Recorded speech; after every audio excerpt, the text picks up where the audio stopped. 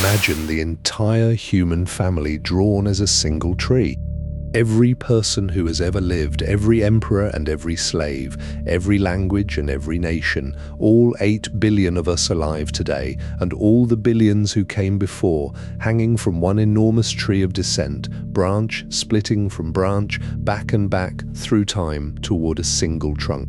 Now, walk down that tree, past the wars and the migrations, past the pharaohs and the ice ages, all the way down to the very bottom, to the oldest fork of all, the first place, the tree of living humanity divides in two.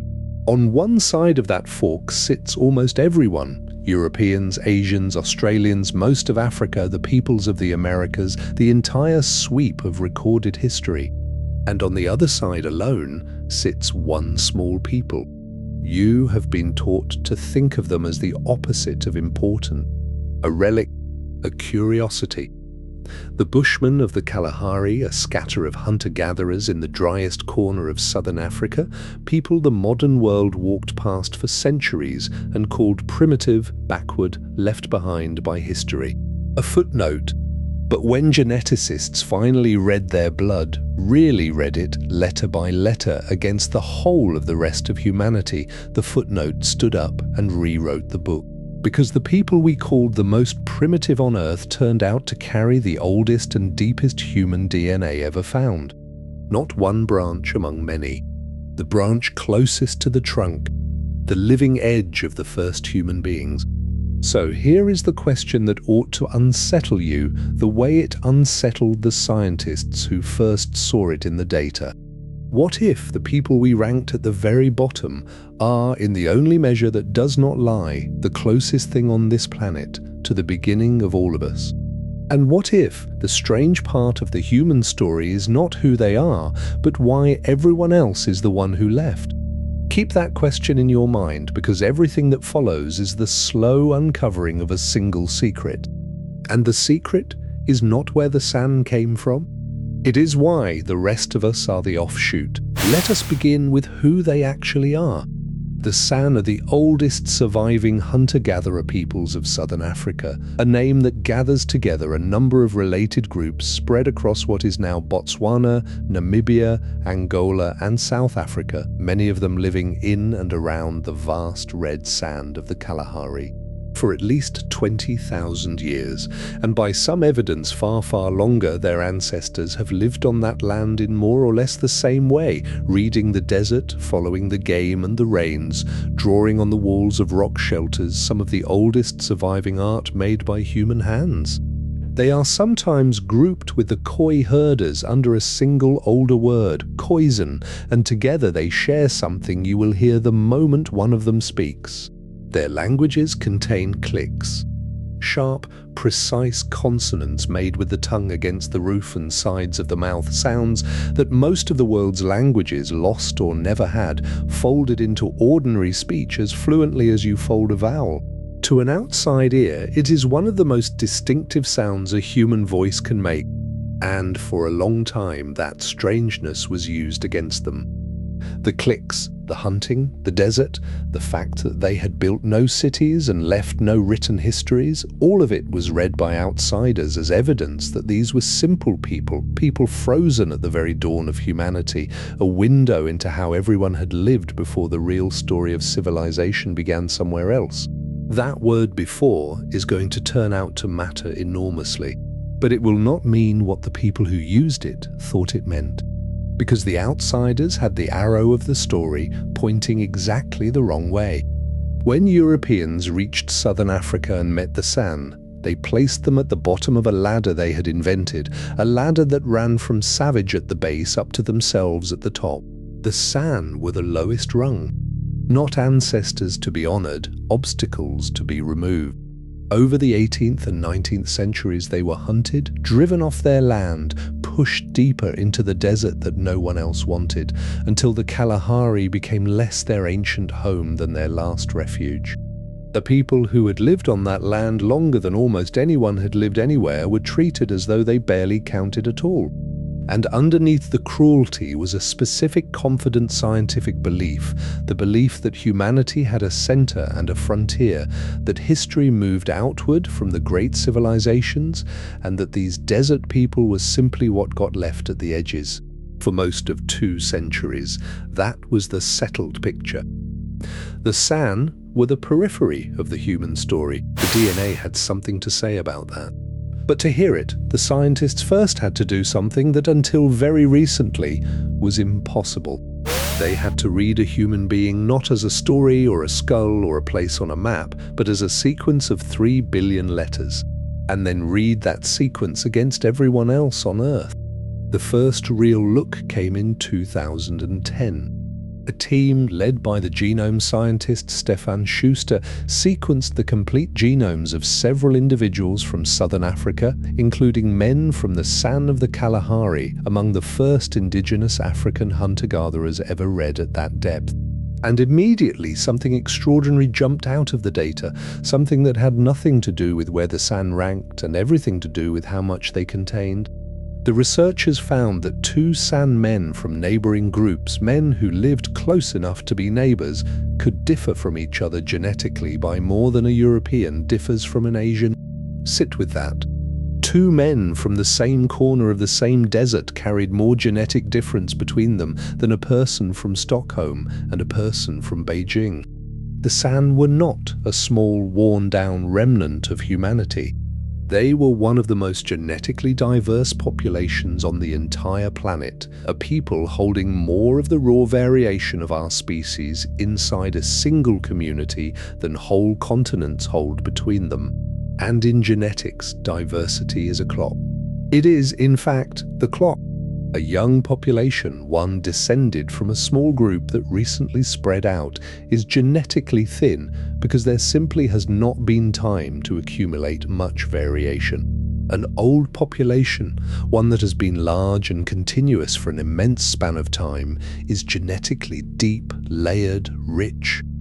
The San were the richest of all, which meant the San were, by that measure, the oldest branch of living humanity still on Earth. To understand how old, you have to follow 2 threads that run all the way down the tree, one passed only from mothers, one passed only from fathers.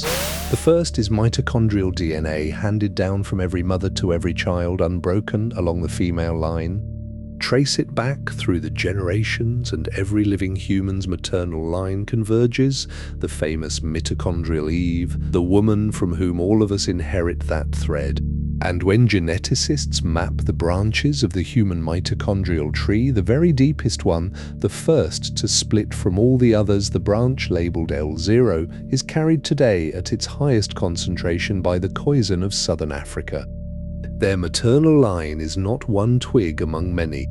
It is the twig nearest the root, the oldest surviving maternal lineage in the human species. The second thread is the Y chromosome, passed only from fathers to sons, marking the male line the way mitochondrial DNA marks the female. And it tells the same story. The deepest, most ancient branches of the human paternal tree, the ones that split off before almost all the others, are found among the San and their neighbors. Mother's line and father's line, read completely separately, point to the same place. Down at the base of the human family, at the oldest fork of all, stands this one small desert people. Now, here is where the story turns and where a modern reflex has to be corrected before it does any damage. This does not mean the San are our ancestors. It does not mean they are cavemen or living fossils, or that they stopped while the rest of us moved on. They have had exactly as many years of history as everyone else. Every San person alive today is precisely as evolved, precisely as modern as you are. What the DNA is saying is something more precise and in a way more profound. It is that when the human family tree took its very first split, when one ancestral population divided into the group that would stay closest to the root, and the group that would eventually become everyone else, the San, are the living descendants of that first branch. They are not our grandparents. They are the oldest of our cousins, the ones who stayed nearest to where we all began. And that raises the obvious question. When did that first split happen? How far down does this go? For a long time, the textbooks had a confident answer for when our species began. The oldest widely accepted fossils of anatomically modern humans from sites in East Africa were around 195,000 years old. So the story went Homo sapiens appeared roughly 200,000 years ago somewhere in East Africa, and everything followed from there. Then, in 2017, a team led by the geneticist Karina Schlebusch did something that reached past the living and into the ground itself.